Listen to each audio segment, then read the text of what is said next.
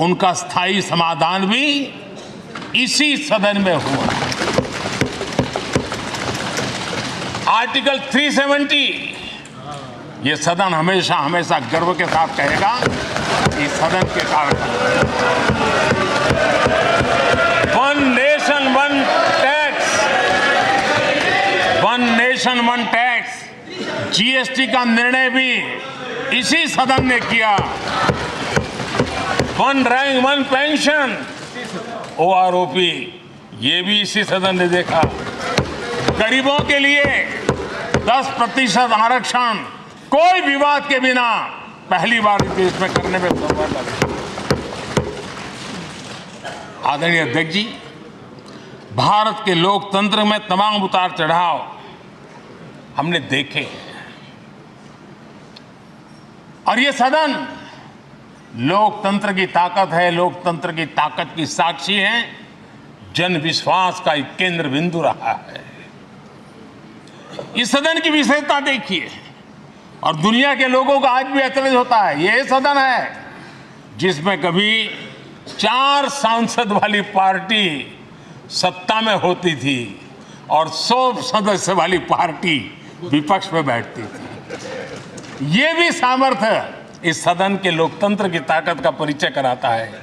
और यही सदन है जिसमें एक वोट से अटल जी की सरकार गई थी और लोकतंत्र की गरिमा को बढ़ाया था। ये भी इसी सदन में हुआ।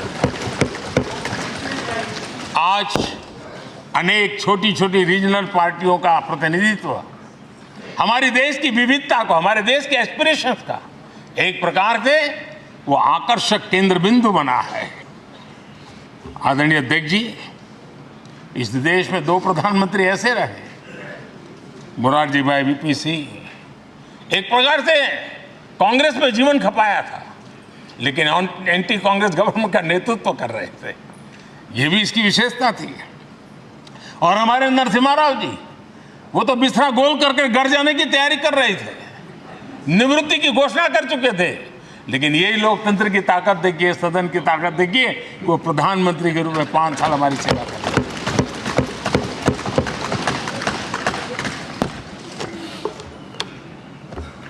आदरणीय अध्यक्ष जी, सबकी सहमति से कठिन से कठिन कार्य होते हुए हमने देखे हैं।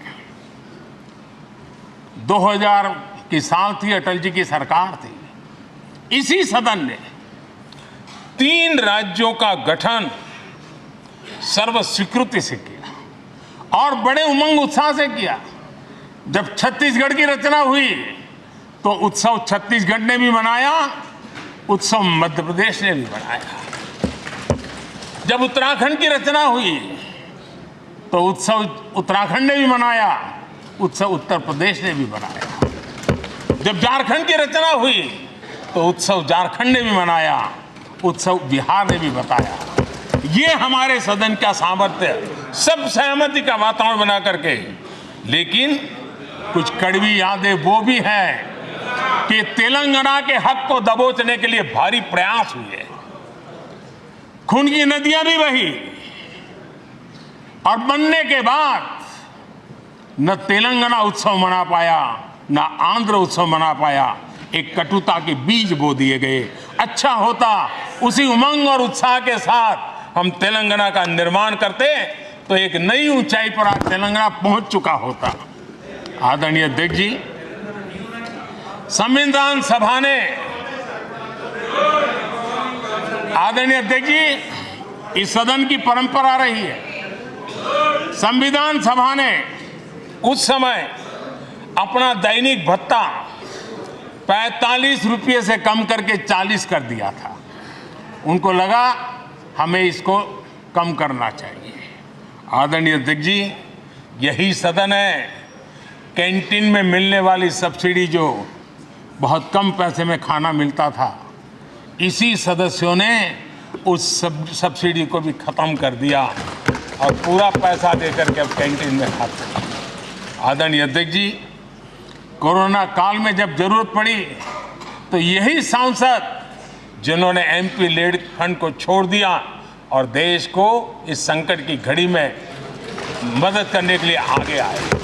इतना ही नहीं, कोरोना काल में इसी सदन के सांसदों ने अपने तनख्वाह में 30% कटौती की और उन्होंने देश के सामने आए हुए संकट में अपनी बहुत बड़ी जिम्मेवारी निभाई। आदरणीय अध्यक्ष जी, हम गर्व से कह सकते हैं, ये सदन में बैठे हुए लोग भी कह सकते हैं, हमारे पूर्वज जो सदन में बैठे थे वो भी कह सकते हैं कि हम ही लोग हैं जिन्होंने हम पर डिसिप्लिन लाने के लिए हमारे यहाँ जनप्रतिनिधित्व कानून में समय समय पर कठोरता बरती। नियम हमने ही लादे, हमने ही तय किया कि नहीं, जनप्रतिनिधि के जीवन में ये नहीं हो सकता। मैं मानता हूं ये जीवंत लोकतंत्र का बहुत बड़ा उदाहरण है और ये सदन ने दिया है, यही माननीय सांसदों ने दिया है और हमारी पुरानी पीढ़ी के सांसदों ने दिया है। और मैं मानता हूं कि कभी कभी उन चीजों को भी याद करना चाहिए। आदरणीय अध्यक्ष जी, हम जो वर्तमान सांसद हैं उनके लिए तो ये विशेष सौभाग्य का अवसर है। सौभाग्य का अवसर इसलिए है कि हमें इतिहास और भविष्य दोनों की कड़ी बनने का अवसर मिला है।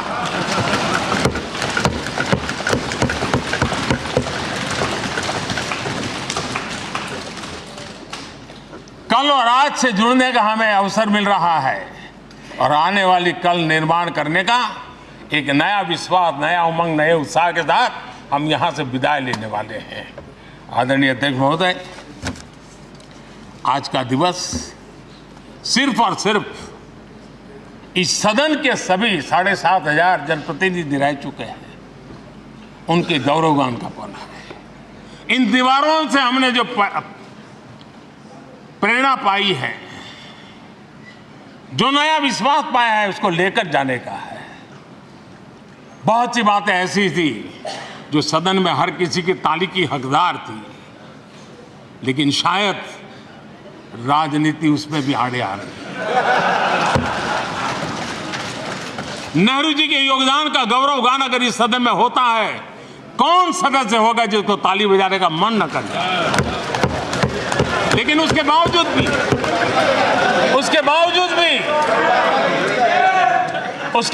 भी देश के लोकतंत्र के लिए बहुत जरूरी है हम सब ने अपने यहां सोच लें।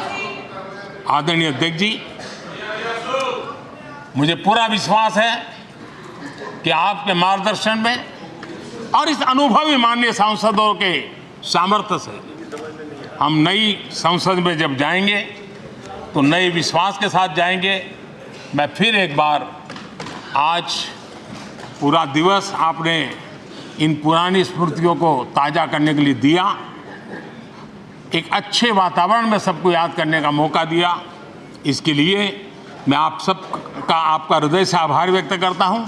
और मैं सभी सदस्यों से आग्रह करूंगा कि अपने जीवन की ऐसी मधुर यादों को यहां हम जरूर व्यक्त करें, ताकि देश तक पहुंचे कि सचमुच में ये हमारा सदन, ये हमारे जनप्रतिनिधियों की गतिविधि सच्चे अर्थ में देश को समर्पित है, इसका भाव लोगों के तक पहुंचे। इसी एक अपेक्षा के साथ मैं फिर एक बार इस धरती को प्रणाम करता हूं,